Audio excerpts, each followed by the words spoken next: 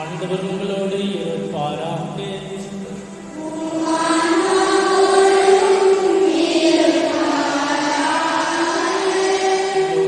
எழுதிய தூய நற்செய்தியிலிருந்து வாசகம்.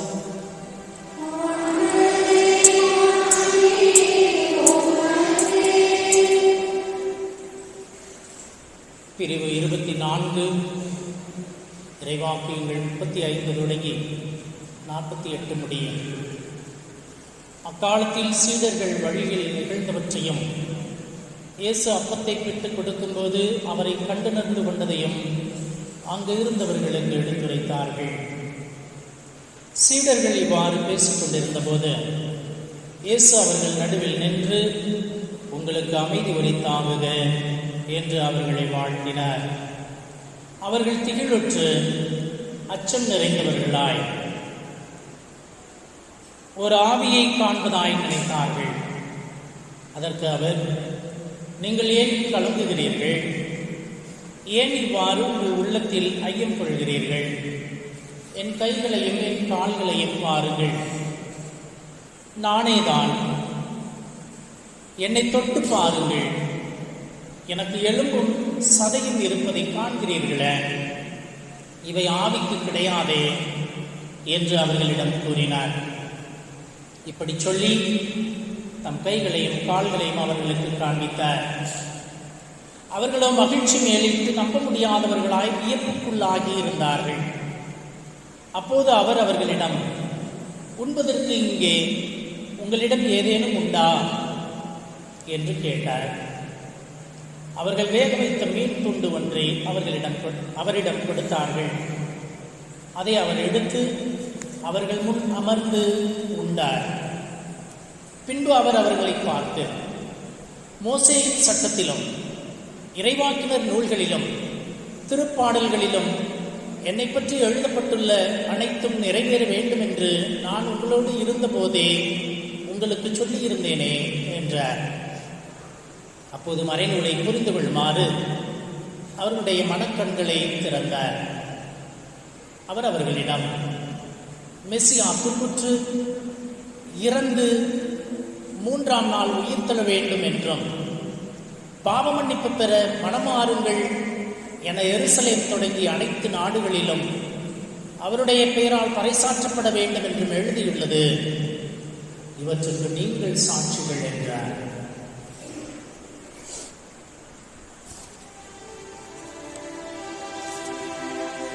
ஆண்டவரின் அருள்வாக்கு.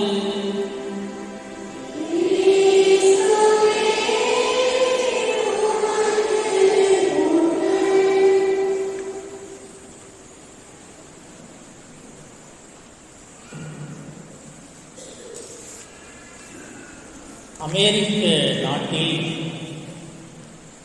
2001ஆம் ஆண்டு செப்டம்பர் மாதம் 11ஆம் தேதி இரட்டை கோபுரங்கள் இடித்து தகர்த்தப்பட்டன. செய்தியில் வீடியோ காட்சிகளாகலாம் அதை பார்த்தோம். அப்படி அந்த இரட்டை கோபுரங்கள் இடிக்கப்பட்ட போது அந்த கட்டிடத்தின் இடிபாடுகளுக்கிடையே ஒரு பெண் சிக்கிக்கொண்டு உயிரோடு இருந்தாள். ஆயிரக்கணக்கானோர் அதில் இறந்து போனார்கள். அவளுடைய பெயர் ஜெனில்லி குஷ்மோன் மேக்மில்லன்.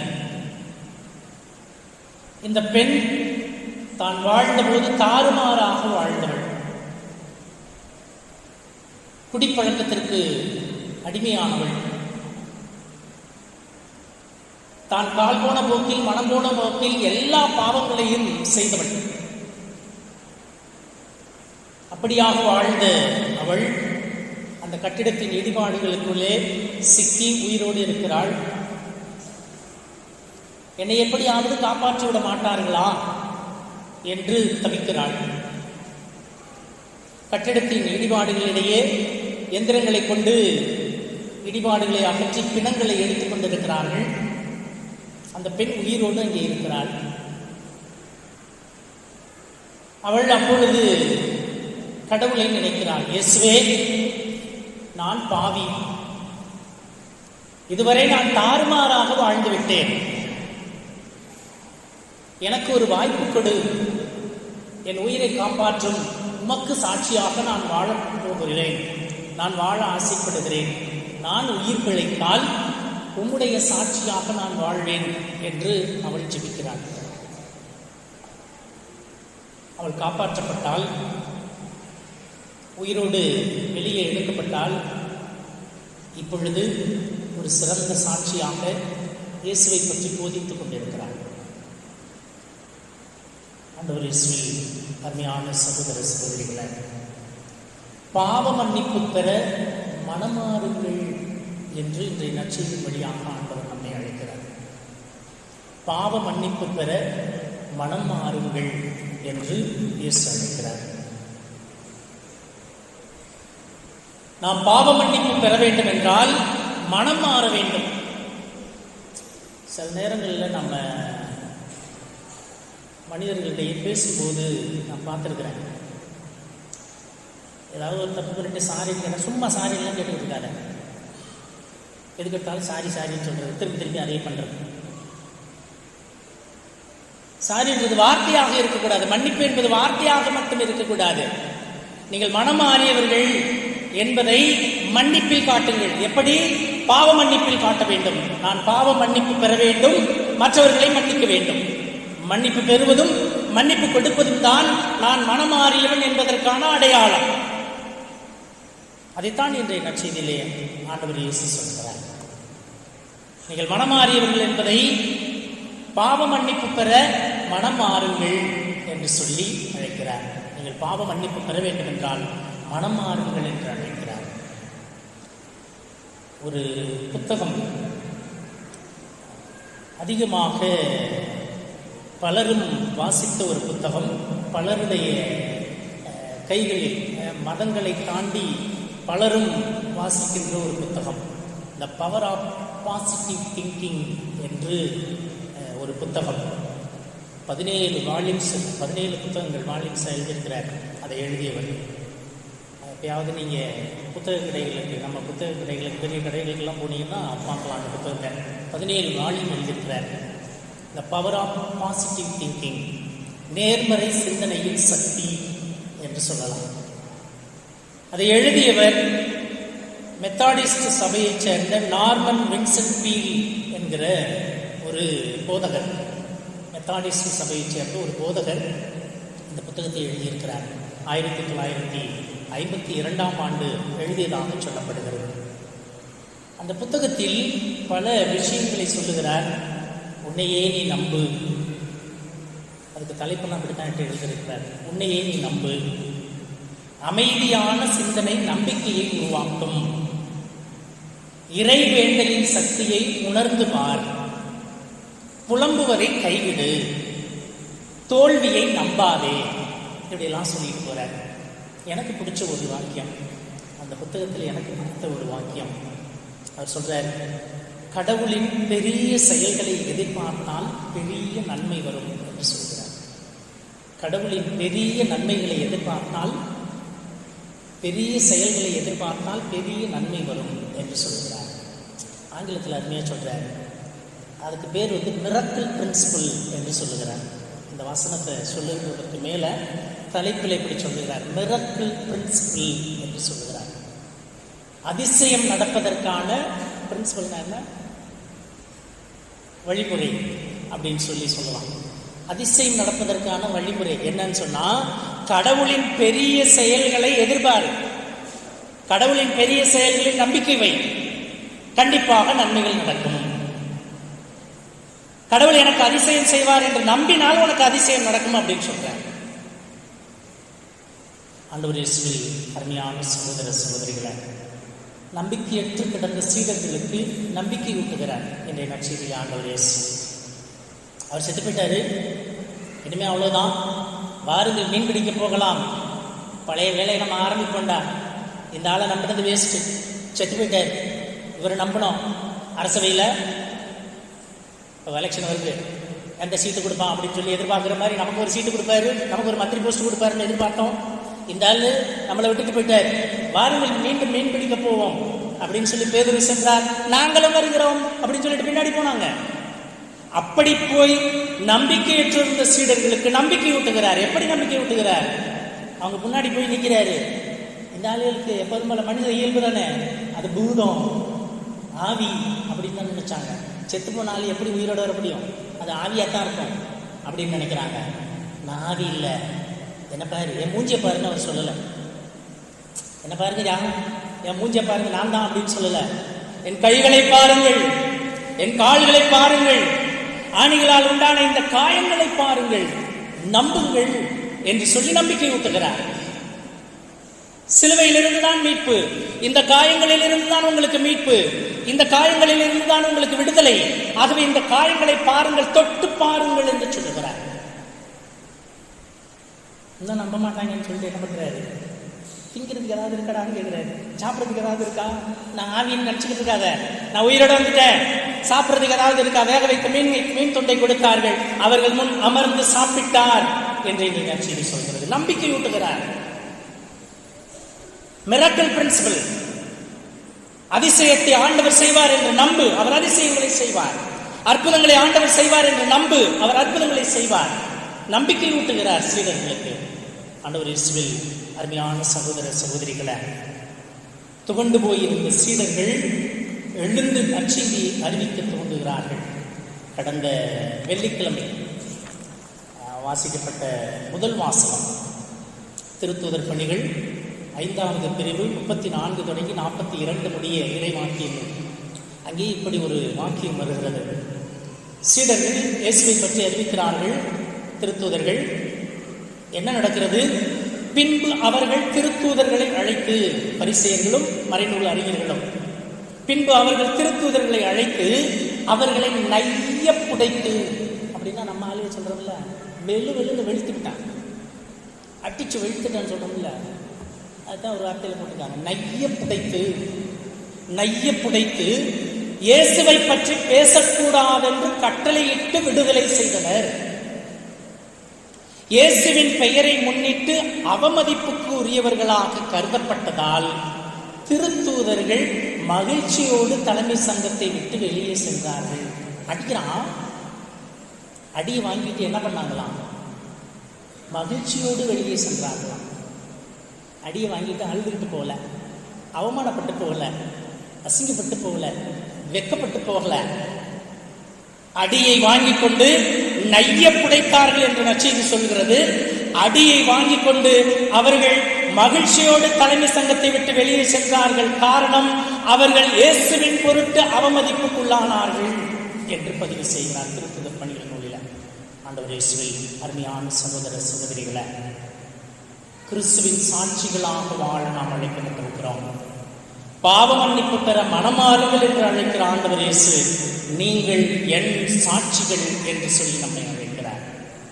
இவற்றுக்கெல்லாம் நீங்கள் சாட்சிகள் என்று நற்செய்தியிலே ஆண்டவர் இயேசு சீடர்களை பார்த்து சொல்கிறார். நற்செய்தி நூல்களிலும் திருப்பாடலிலும் இறைவாக்கினர் நூல்களிலும் என்னை பற்றி எழுதியுள்ளது நான் உங்களுக்கு சொல்லி இருக்கிறேனே, அவையெல்லாம் இப்பொழுது நிறைவேற இருக்கிறது. அவற்றையெல்லாம் நீங்கள் பார்க்கிறீர்கள், நீங்கள் அனுபவிக்கிறீர்கள். இவற்றுக்கெல்லாம் நீங்கள் சாட்சிகள் என்று சொல்கிறார். மனமாறுங்கள், நற்செய்தியை நம்புங்கள் என்று சொல்லி பாவ மன்னிப்பு பெற மனமாறுங்கள் என்று மற்றவர்களுக்கு அழைப்பு கொடுக்க, நற்செய்தியை அறிவிக்க நீங்கள் சாட்சிகளாக வாழ அழைக்கப்பட்டிருக்கிறீர்கள் என்று ஆண்டவர் தம் சீடர்களை அழைக்கிறார். என்று உங்களையும் என்னையும் அழைக்கிறார். அன்பிய கூட்டங்கள் நடக்கிறது. அது ஏதோ குழப்பத்தவங்க நடத்துகிறாங்க என்று இருந்துவிட்டால் ஆண்டவருக்கு கொடுக்கிற அந்த அழைப்பை நான் மறுக்கிறேன் என்று அர்த்தம். வின்சென்ட் பால் சபையாக இருக்கட்டும், மரியான் சேனையாக இருக்கட்டும், அன்பிய கூட்டங்களாக இருக்கட்டும், ஆலயத்தின் பொது காரியங்கள் எதுவாக இருக்கட்டும், பொது நன்மைக்காக, கடவுளின் காரியங்களுக்காக நான் எப்பொழுது அடியெடுத்து முன்னெடுத்து அடியெடுத்து வைக்கவில்லை என்றால் நான் கடவுளின் அழைப்பை ஏற்க மறுக்கிறேன் என்று அர்த்தம். கடவுள் நம் ஒவ்வொருவரையும் தனித்தனியாக பெயர் சொல்லி அழைத்து நீங்கள் என் சாட்சிகள், என் சாட்சிகளாக நீங்கள் வாழ அழைக்கப்பட்டிருக்கிறீர்கள் என்று ஒவ்வொருவருக்கும் நமக்கு அழைப்பு விடுக்கிறார். ஆனால் இன்றைக்கு நான் என்ன பார்க்குறேன்னு சொன்னால் அரசியல் பற்றியே சொல்கிறேன்னு நினைக்காது. உலகளாவிய உண்மை இது. நம்ம ஊரில் மட்டும் இல்லை, எல்லா ஊர்லேயும் நடக்கிறது, எல்லா நாட்டிலையும் நடக்கிறது. செல்லுகின்ற இந்த ஊரில் மட்டும் இல்லை, இந்த நாட்டில் மட்டும் இல்லை, வெளிநாடுகளிலும் இதை நான் பார்க்கிறேன். மனிதர்கள் சொல்லுவதை நான் பார்க்கிறேன், பேசுவதை நான் பார்க்கிறேன். நான் அந்த கூட்டத்துக்கெல்லாம் போகிறதில்லை. ஏன்னா நம்ம பேச்சு சடையாகாது. நான் அந்த கூட்டத்துக்கெல்லாம் போகிறதில்லை. ஏன்னா அங்கே நியாயமே பேச மாட்டான். அதனால் எனக்கு அதெல்லாம் பிடிக்கிறதில்லை, நான் போகிறதில்லை. அதுக்கு செத்து தொலையலாம். ஏன்னா உன்னை பேசுவதற்காகத்தான் அழைக்கிறார் ஆண்டவர். நீ உண்மையாக இருக்க ஆண்டவர் அழைக்கிறார். நீதியை பேச ஆண்டவர் அழைக்கிறார். உண்மையை பேச ஆண்டவர் அழைக்கிறார். அதுதான் ஆண்டவருக்கு வந்து சாட்சிய வாழ்வு. இருக்கடா தெரியாம இருந்துட்டு போயிடுவோம். ஏன் யார் வந்துட்டாலும் நம்ம போய்கிட்டு என்று ஒதுங்கி சென்றால், நீ பேச வேண்டிய இடத்தில் அமைதியாக இருந்தால் அது பாவம். நான் போற இடங்கள்ல தான் சொல்றேன். இன்னைக்கு எல்லா இடங்களிலும் பரவி கிடைக்கிற பாவ செயல் இது. பேச வேண்டிய இடத்தில் அமைதியாக இருந்தால் அது பாவம். Being silent is sin. பேச வேண்டிய இடத்தில் அமைதியாக இருந்தால் அது பாவம். நான் ஒரு விஷயத்தை நான் அடிக்கடி பார்க்குறேன். ரொம்ப நாளாக பார்த்துக்கிட்டு இருக்கிறேன். ரொம்ப நாளாக ஒரு பிள்ளையை நான் ஃபாலோ பண்ணுறேன். ஃபேஸ்புக்கில், சோஷியல் மீடியாவில், ஏன் பப்ளிக் மீடியாவிலையும் நான் பார்க்குறேன்.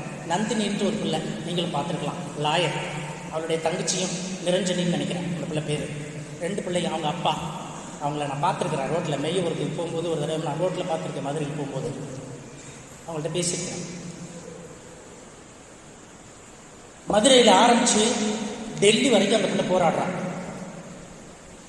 பலமுறை அவமானப்படுத்தப்பட்டிருக்கிறார். பலமுறை சிறைக்கு சென்றிருக்கிறார்.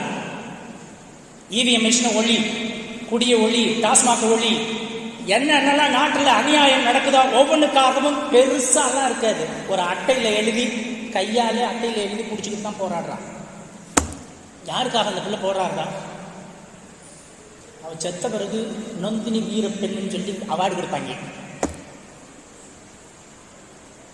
உண்மையை எடுத்துரைப்பதற்கு நான் அழைக்கப்பட்டிருக்கிறேன். பேச வேண்டிய இடத்தில் பேச வேண்டும், அமைதியாக இருக்க வேண்டிய இடத்தில் அமைதியாக இருக்க வேண்டும்.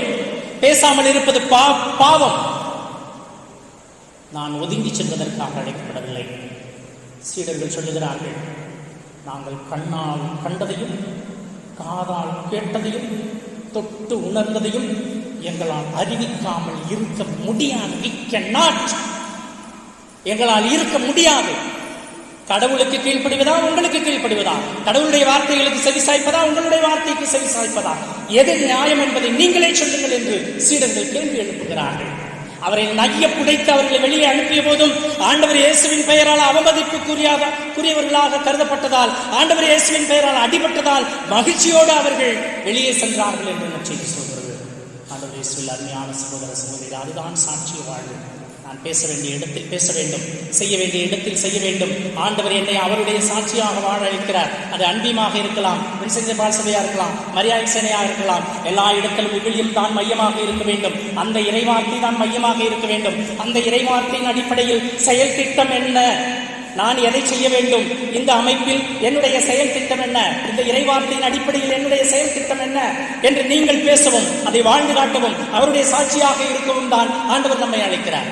எல்லாரும் பீடத்தில் நின்று பரிசு வைக்க முடியாது, இயேசுவை பற்றி அறிவிக்க முடியாது. இங்கே இருக்கிற அன்பிய கூட்டத்தில் 10 குடும்பத்துக்களை 20 குடும்பத்துக்கிடையே உங்களுடைய விசுவாசத்தை பகிர்ந்து கொள்ளலாம், உங்களுடைய அனுபவத்தை பகிர்ந்து கொள்ளலாம். அது மற்றவர்களுக்கு விசுவாச சாட்சியாக இருக்கும். அப்படியாக ஒவ்வொருவரும் நாம் வாழுகின்ற சூழலில் ஆண்டவர் இயேசுவின் சாட்சிகளாக வாழ அழைக்கப்பட்டிருக்கிறோம். அதைத்தான் ஆண்டவர் என்று நமக்கு அழைப்பாக கொடுக்கிறார். நீங்கள் என் சாட்சிகள்.